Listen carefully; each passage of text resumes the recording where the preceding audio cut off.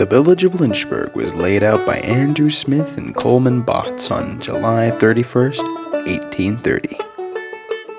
They named it Lynchburg after their hometown of Lynchburg, Virginia, and it was originally spelled with an H at the end. By this time, there were only 24 states in the U.S. In July of 1833, the first post office was opened. John Woodrow was the first postmaster. 1834 brought the first documented doctor's office, Dr. Samuel Spees. And P.T. Barnum began touring their circus in 1835. Lynchburg was connected to Hillsborough and Cincinnati with the first railroad in the 1840s.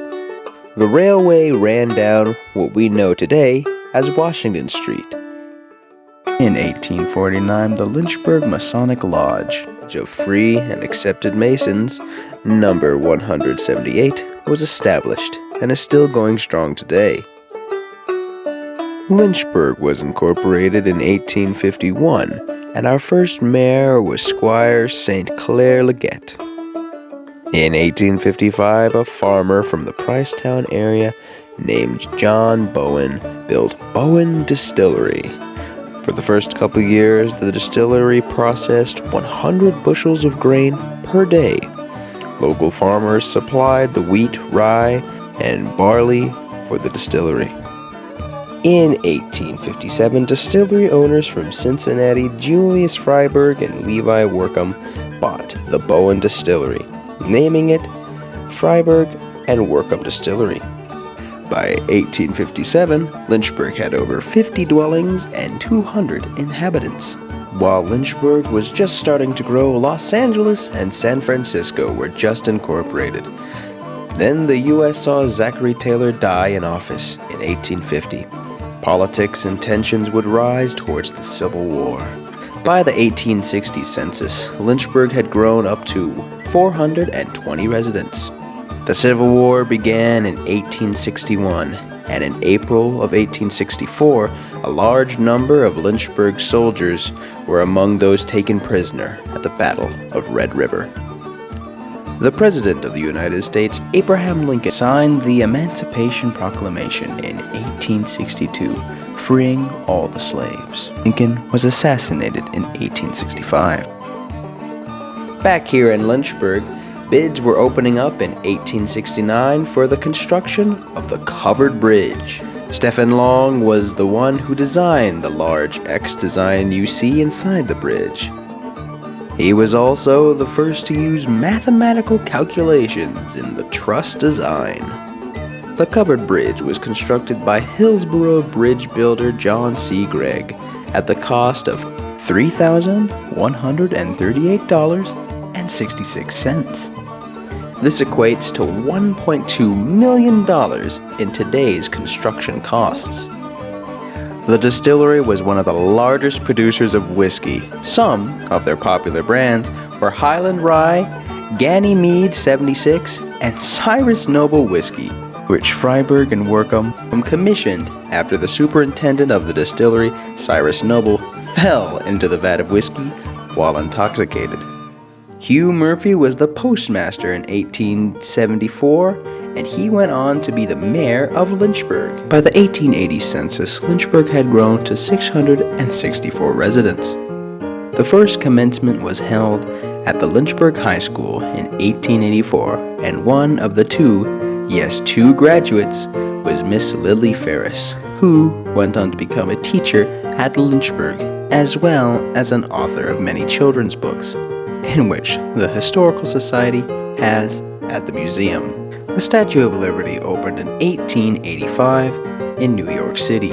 In September of 1893, the distillery caught fire.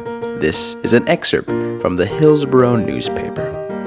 Saturday morning about 7:30, a fire was discovered in a ventilation shaft of the Freiberg and Workham distillery at Lynchburg.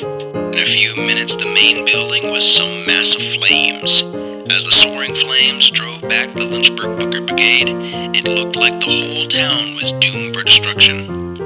Messages were sent to Blanchester, Cincinnati, and Hillsborough for their fire departments. The Hillsborough alarm was sounded, and the department rallied.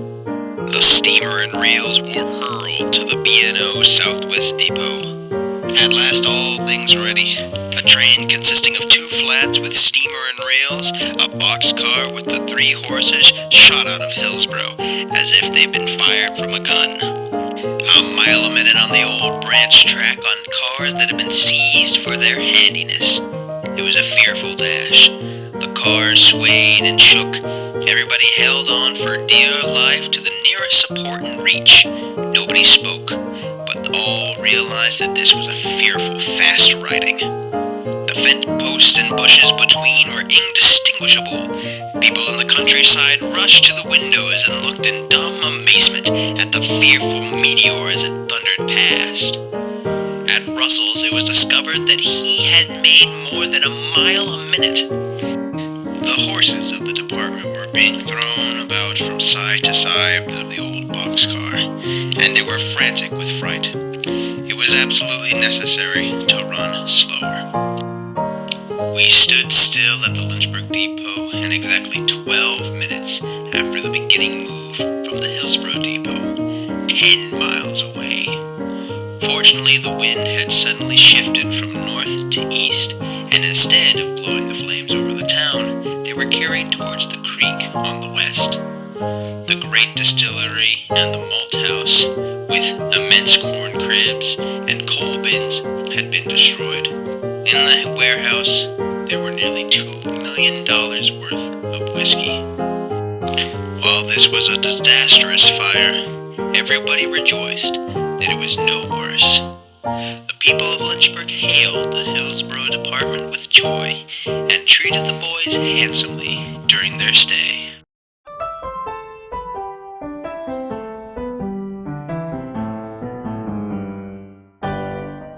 In other news, 1894 brought us the first Coca-Cola in bottles, and Milton Hershey started the chocolate factory in Pennsylvania, and in 1897, electric was implemented in Lynchburg. Moving into the 1900s, the nation was seeing a transportation boom. 1908 saw Henry Ford produce the first Model T vehicle. And in 1909, the first automobile was in Lynchburg. This was a Sears motor buggy owned by David Sharp, the cost of which was $395 cash via mail order. Can you only imagine the first car on the streets of Lynchburg? You're listening to The Entertainer, which Scott Joplin wrote in 1902. By 1910, Lynchburg had grown to a whopping 923 residents. It was quite the booming village, with 5 barbers, 4 dentists, and 6 physicians. The Lynchburg newspaper started in 1912 and ran until 1996, many of which are at the Historical Society. The distillery was in full swing, producing many variants of whiskey. They bought their grains from local farmers and had their own cattle, which ate the slop left from making whiskey. The distillery also employed many of their own barrel makers, or coopers. They also purchased barrel staves from local sawmills. The distillery was by far the largest employer in the village. Outside of Lynchburg, the world suffered the sinking of the Titanic in 1912 and entered World War I in 1917. By 1970, government started on the track towards prohibition, making Lynchburg's valuable whiskey illegal. By 1919, prohibition was signed into law, and the distillery came to a crashing halt. The distillery was offered to the residents of Lynchburg for $30,000. There were not enough funds for the purchase. Women were finally permitted to vote in 1920 after years of struggles and protest. Prohibition consumed the 1920s. While it was illegal to manufacture, transport, and sell liquor, it was not illegal to consume alcohol. Therefore, bootleggers became very popular, as well as people trying to steal some of the 8,000 barrels that were stored in our Lynchburg distillery. The distillery night watchman had frequent chases of whiskey thieves. Liquor could legally be prescribed for ailments such as a cough or sadness. Gid Flesher opened Gid's in 1934. I'm sure many of you remember the pool tables, his famous meatloaf, and the ice cream window. Gid's was a Lynchburg staple for 40 years, closing in 1974. Prohibition finally came to an end in December of 1933. There were great hopes for the distillery to come back to life. Bernard Markstein purchased the distillery in 1933, but didn't get it opened. In 1935, J.L. Bennett was to open the distillery to put beer in cans. He was the first person to apply for a patent on a tin beer container, but he did not reopen the distillery. In 1941, Japan attacked Pearl Harbor, which is when America joins World War II. Allied forces land in Normandy in 1944, and Paris is liberated from the Nazis.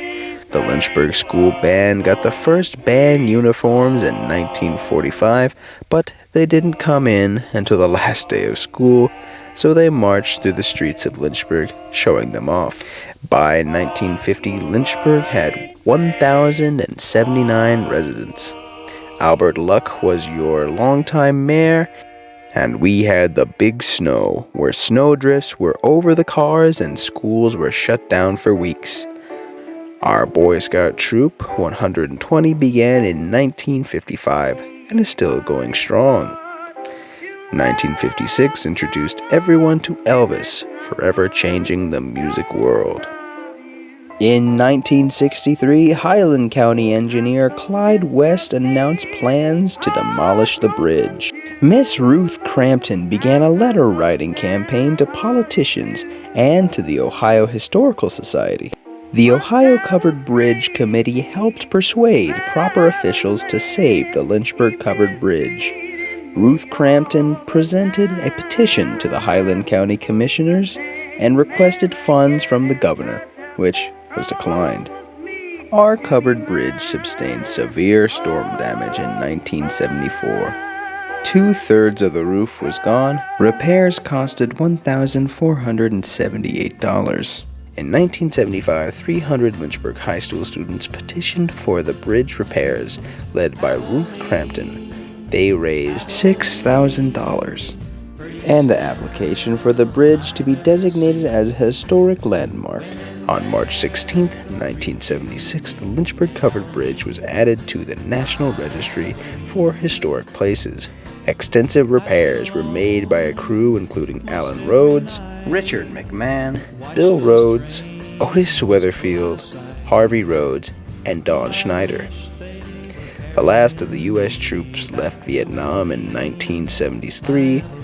The first Star Wars movie comes out in December 1977, only to be followed by a big snow in January 1977, where schools were held 4 days in the whole month of January. Things got hotter when Saturday Night Fever came to theaters in 1977. The infamous blizzards of 1978 gave everyone a huge dose of snow. Linda Hatton Fitro scored 1,000 points in her 80s high school basketball career.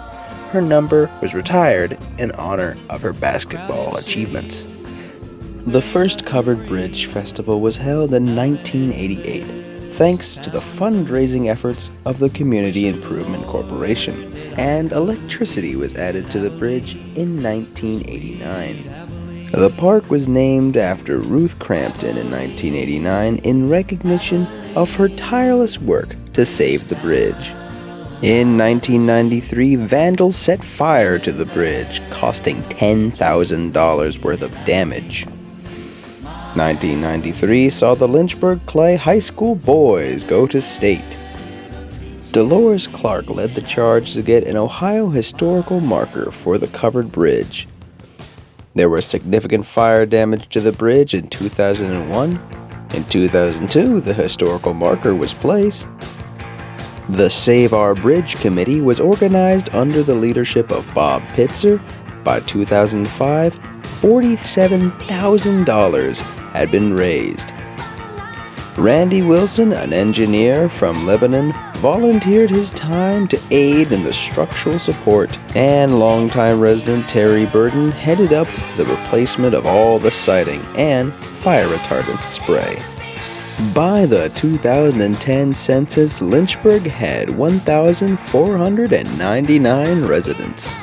In 2022, the Lynchburg Clay Marching Mustangs made it to state competition, which was the only second time since 1989. 2022 also brought us the girls' varsity soccer team competing at the state level. The Marching Mustangs participated in the Cincinnati Reds Open Day Parade. And that brings us to today, when Lynchburg had an event where it brought the Lynchburg history and the bridge to life, and reopened it after a long construction. Lynchburg, Ohio. We are so glad you all came out to celebrate the refurbishing and rededication of the covered bridge. Bridges symbolize change, flexibility, and connections. This bridge spans 2 counties, but it also spans time. Lynchburg became a village in 1830. It has seen 193 years of history. It was here for the 1832 cholera epidemic, the 1918 flu, and the coronavirus pandemic. It saw the Civil War, 2 world wars, and wars in Korea, Vietnam, and the deserts of the Middle East. It is sustained through the boom days of the distillery and the downturns of depression and recession. This bridge has been here for 153 of the 193 years in one form or another. The winds tore its roof off and shivered its timbers. Arsonists and vandals attacked, and floods all but carried it off. Visitors from far away come to admire our covered bridge today. This bridge has housed many memories over its span of space and time. So now, without further ado, the Lynchburg, Ohio Historical Society proudly presents a journey through the decades. Rededicate the Lynchburg Covered Bridge that still is on the historical register as the only bridge in Ohio, only covered bridge in Ohio, that spans 2 counties.